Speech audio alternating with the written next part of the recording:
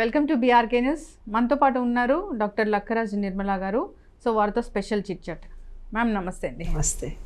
ఆధ్యాత్మిక విషయాలు చెప్తారు, మోటివేషనల్ స్పీచెస్ ఇస్తారు, సో ఫ్యామిలీ కౌన్సిలింగ్ చేస్తారు, ఫ్యామిలీస్ని కలుపుతూ ఉంటారు. ఇవన్నీ యోగా టీచర్ని, మెడిటేషన్, యోగా వాళ్ళందరికీ ట్రైనింగ్ ఇస్తాను. రాందేది లేదు, భగవంతుడు నాకు అన్నీ ఇచ్చాడు, అవే సమాజానికి ఇస్తూ బ్రతుకుతున్నాను. రిటర్న్ గిఫ్ట్ ఇవ్వాలిగా మనం. అవును, కాబట్టి ఆయనకు మనం ఈ విశ్వానికి మళ్ళీ తిరిగి ఇవ్వాలి, అదే జీవితం. అందుకే ఒకటి చెప్పడానికి లేదు, చాలా ఉన్నాయి డిగ్రీస్. అయితే మ్యామ్ జనరల్గా మీరు చూసే ఉంటారు, ఇప్పుడు ఇంత లైఫ్ ఇంత అనుభవంలో ఇప్పుడు మహిళ ఆ శక్తిని మనం అసలు మెజర్ చేయలేము. ఎంత ఎత్తుకనే ఎదిగిపోతూ ఉంటుంది, ఆకాశమే హద్దుగా తను వెళ్తూ ఉంటుంది. అయితే ఆ మహిళను తక్కువ చేయాలి అంటే ఒకటే ఒక అస్త్రం, క్యారెక్టర్ బాగాలేదు.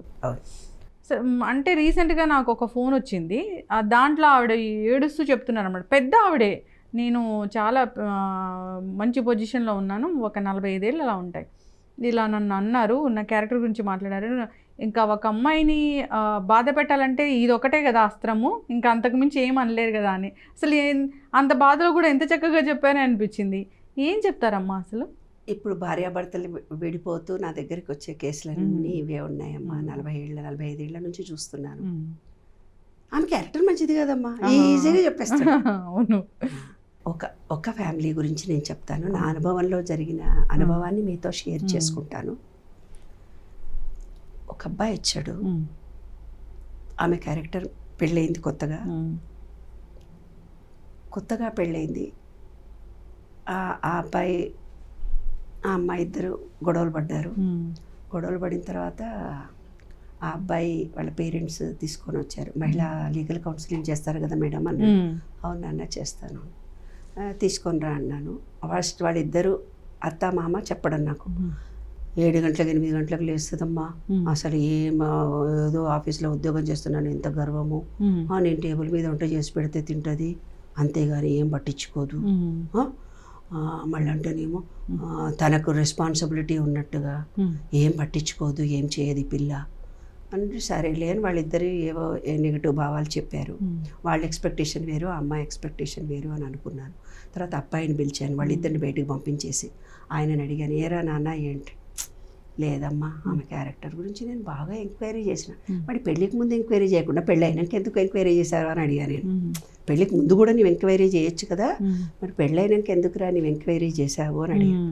అంటే నాకు ఎందుకో అప్పుడే అనుమానం వచ్చిందమ్మా, ఆమె మాట తీరు. వీళ్ళేమో పక్క తెలంగాణ వాళ్ళు, ఆ పిల్ల ఆంధ్ర అమ్మాయి. ఆంధ్ర వాళ్ళకి తెలంగాణ వాళ్ళకి యాసలో భాషలో తేడా ఉంటుంది. అప్పుడు నేను ఆ అబ్బాయిని వాళ్ళ అత్త మామను అందరిని పిలిచి చెప్పానమాట, ఇంకా అమ్మాయితో నేను మాట్లాడాలి. ఏందో నాన్న మీరేం చెప్తున్నారంటే, వెనకటికేదో పాత సినిమాలు వస్తుండే, సావిత్రి అత్తగారింటికి పోతుండే, తెల్లవారుదామని లేస్తుండే, కడిగినంత ముత్తైదు ముగ్గేసుకుని తల స్నానం చేసి దేవుడు దీపం పెట్టి ముగ్గేసి అట్లా ఊహించుకుంటున్నారు మీరు. ఆడపిల్లలంటే ఉద్యోగాలు చేస్తున్నారు, హ్యాపీగా ఒకతే కూతురు, అది సంతోషంగా, వేరే నేటివిటీని, వాళ్ళ వంటలు వేరు, వాళ్ళ మాటలు వేరు, యాస వేరు, భాష వేరు. అట్లాంటిది నువ్వు ఆమె క్యారెక్టరే బాగలేదు. ఆంధ్ర వాళ్ళు కలివిడిగా ఉంటారు, కాస్త ఎడ్యుకేటెడ్గా ఉంటారు, మన తెలంగాణ వాళ్ళలాగా ఉండరు, అట్లా ఏదన్నా అయ్యి ఉండొచ్చు నాన్న అని అన్న. వాళ్ళంతా వెళ్ళిపోయి మేము అమ్మాయిని పిలిపిస్తాం, మీరు గట్టిగా బాగా తిట్టమ్మా, బాగా తిట్టు, లేదంటే విడాకులు ఇప్పించినా సరే మేము రెడీగా ఉన్నాము, నాకు ఆ పిల్లనే వద్దని వేడు అంటారు. ఆ అమ్మాయిని పిలిపించి నేను అడిగా, ఆ అమ్మాయిని ఒక్కదాన్ని కూర్చొని పెట్టుకుంటే, ఏరా నాన్న ఏంటి మీ వాళ్ళు ఏదో అత్తగారి నెల రోజులే ఏందమ్మా వచ్చి, అసలు వాళ్ళ గురించి నాకు ఏం అర్థమవుతలేదు, నువ్వు మంచిదానివి కాదు అంటారు, ఆ పని చేయి ఉంటారు, కూర్చుంటే నిలబడి ఉంటారు అంటే, యాసలో భాషలో వాళ్ళకు వీళ్ళకు చాలా డిఫరెన్స్ ఉంది. కూర్చోని నిలబడు తోల్కరా అంటే అదేమో తోల్కరా అంటారు, నేనేమో పడుకోబెట్టుంటే చచ్చిపోయినా దాన్ని పడుకోబెట్టినరా అంటారు. వాళ్ళకి మాటలో యాసలో ఆ అమ్మాయి బిహేవియర్లో అన్నిట్లో డిఫరెన్స్ ఉంది.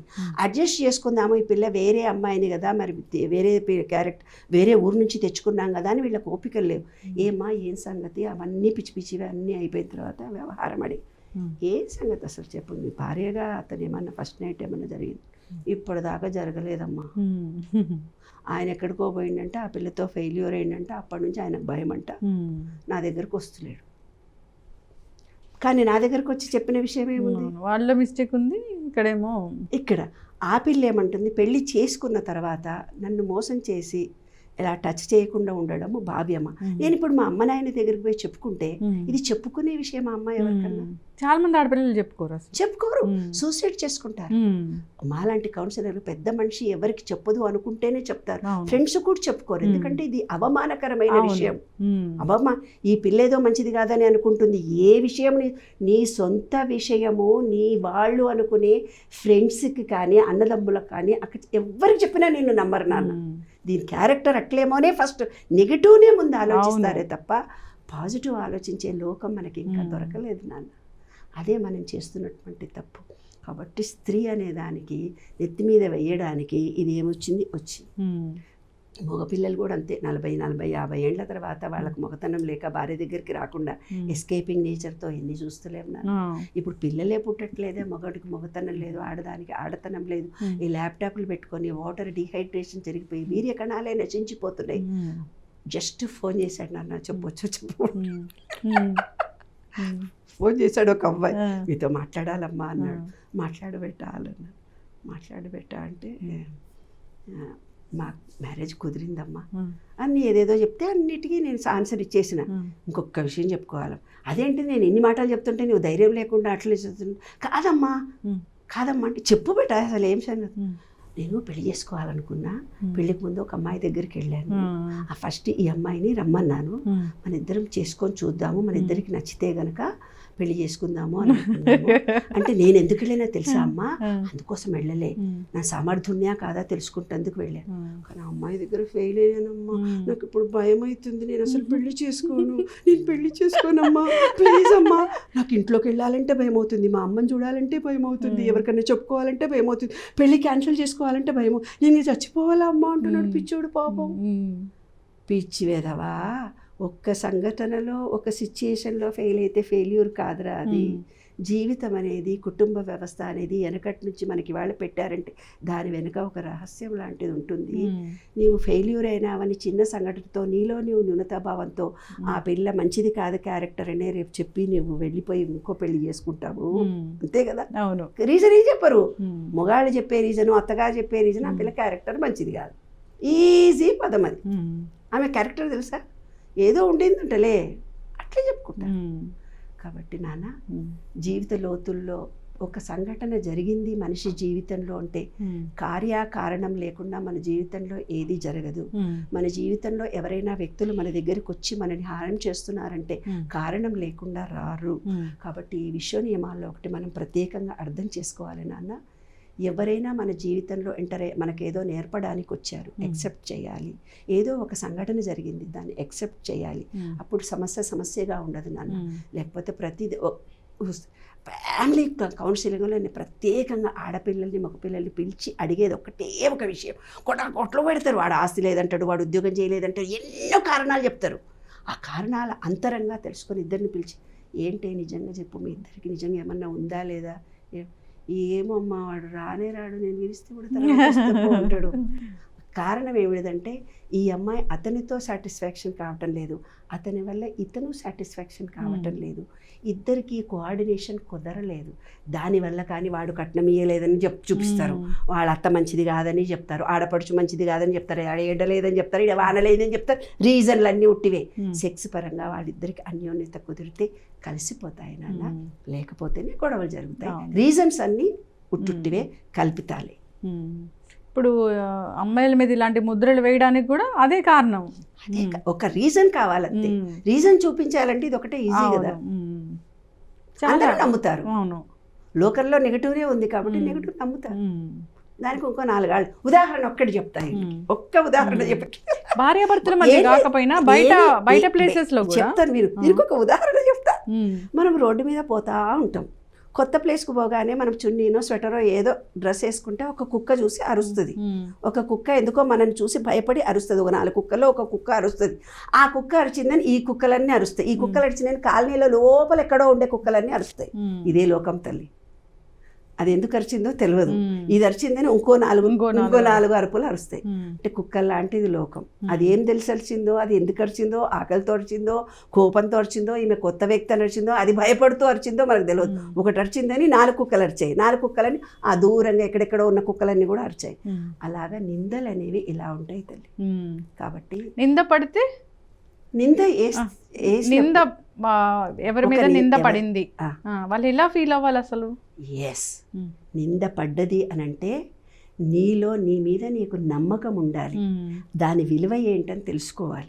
ఏమ్మా, ఒక చెట్టు వేప చెట్టును వేసి చేదుగా ఎందుకు ఉంది అనుకుంటాం, నీ పక్కన ఉన్నోళ్ళు చేదు, అది ఎంత దంచినా గ్రైండర్ చేసినా కాసినా వడబోసినా చేదే. నీ ఉన్నది మల్లె తీగవి, నీది మల్లె వాసన, వాళ్ళది చేదు, చింతకాయ పులుపు. ఆ పులుపుని తీసుకొచ్చి మల్లె తీగ కావాలని నీవు భావనలు మార్చుకోవాలి. కాబట్టి మన ఆలోచన రీతిని మార్చుకొని మహిళలు ముందుకెళ్ళి ఆలోచన రీతిలో పాజిటివ్ ఎనర్జీని పెంచుకొని 100 మంది కాదు, 1000 మంది కాను, కోట్ల మంది కాను, నేమన్నా నీ నిజాయితీతో నువ్వు ముందుకెళ్తే, నువ్వు అందరినీ ప్రేమించడం నేర్చుకుంటే అందరూ నిన్ను ప్రేమిస్తారు. నీలో ఉన్న లోపాలను సమాజం ఎప్పుడు చూడదు నాన్న. గాలిగా వచ్చే ఇవన్నీ కొన్ని రోజులే ఉంటాయి, దాని తర్వాత అన్నీ మారిపోతాయి. కాలం అనేది ప్రతిదానికి అనుసరిస్తుంది, కాలం అన్నీని మరుపు చేస్తుంది. కాబట్టి జీవితంలో ఎక్కడో వెనకటికి ఆలోచించకండి, జీవితాన్ని భవిష్యత్తుగా కాకుండా ప్రజెంట్లో బ్రతకడం నేర్చుకోండి. ఖచ్చితంగా అమ్మ, చాలా చక్కగా చెప్పారు. అంటే ఎవరినన్నా మన చేతల ద్వారా మాటల ద్వారా ఇబ్బంది పెడితే మీరు చదువుకున్న సిద్ధాంతాల్లో ఏదో ఒక సిద్ధాంతంలో పనిచేస్తుందా? అంటే వాళ్ళకి మళ్ళీ తిరిగి 100% ఒక స్త్రీని ఇలా మానసికంగా బాధ పెట్టి ఆ మాటని ఇంటి పక్క ఆమె ఎల్లామె పుల్లామె 10 మంది పంచుకున్నారు కదా, ఇదే నెగిటివిటీని 10 మంది పంచుకున్నారు కదా. అప్పుడు ఏమవుతుందంటే, ఎవరైతే బాధ పెట్టిన అత్తనో భర్తనో ఎవరో XYZ ఆఫీసరో అక్కనో చెల్లో ఎవరైతే బాధ పెట్టారో వాళ్ళు నెక్స్ట్ జన్మలో ఎప్పుడు మానసికంగా బాధపడుతూనే ఉంటారు. అంత బాగానే ఉన్నా నా మనసు బాగలేదండి, అన్నీ ఉన్నాయి నాకు అంటారు. మనసుతో, శరీరంతో కొంతమందిని రేప్ చేయడం, అట్లాంటి శరీరంతో పాపం చేసి పుడతారు కదా కొంతమంది. వాళ్ళకి ఎప్పుడు అనారోగ్యమే వస్తుంది, పుట్టినప్పటి నుంచి దమ్ము వచ్చిందంటారు, కాళ్ళు పోయిందంటారు, చేతులు పోయింది. శరీరంతో చేసిన పాపం శరీరం. మాటతో కొంతమందిని అబద్ధాలు చెప్తే, ఇట్లాంటి మాటలు చెప్పే వాళ్ళకు ఆ మాటకు వాల్యూ ఉండదు నాన్న. ఇక్కడ విశుద్ధి చక్రం వాళ్ళకి అవసరం వచ్చినప్పుడు అది నడిపించదు. నెత్తన్నా వస్తుంది, గొంతు బొంగురన్నా పోతుంది, గొంతు క్యాన్సర్ అన్నా వస్తుంది. కాబట్టి విశ్వం అనే దాంట్లో రూల్స్ చాలా ఉన్నాయి. అవన్నీ మనం నేర్చుకుంటే కనుక మనం ఎవరిని ఏమి అనము, ఎప్పుడూ పాజిటివ్నే మాట్లాడతాము, పాజిటివ్ దృక్పథంతో ఉంటాము. పాజిటివ్ ఇచ్చినప్పుడు పాజిటివ్.